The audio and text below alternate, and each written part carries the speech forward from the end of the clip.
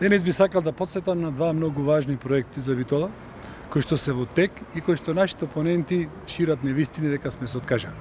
Се работи за проектот за гасификација и проектот за топлификација. Првиот во вредност од 37 милиони евра, а вториот во вредност од 47 милиони евра, пари кои што се веќе обезбедени и за кои што гарант на дел од тие пари стојат и познати странски банки.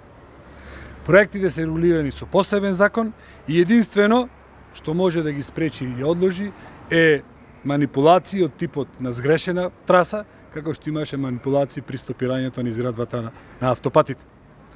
Краткорочната гасификација, кој што ја нуди СДС, по примерот на Струмица, прво не смее да ги замени овие гигантски, капитални, долгорочно издржани проекти, а второ, битолчани не смеат да наседнат на импровизирана гасификација од тој тип, со дотур на газ од цистерни, кој што е крајно небезбеден, со можност за богатење на некој близок тендераш на Заев на грбот на граѓаните на општина Битола.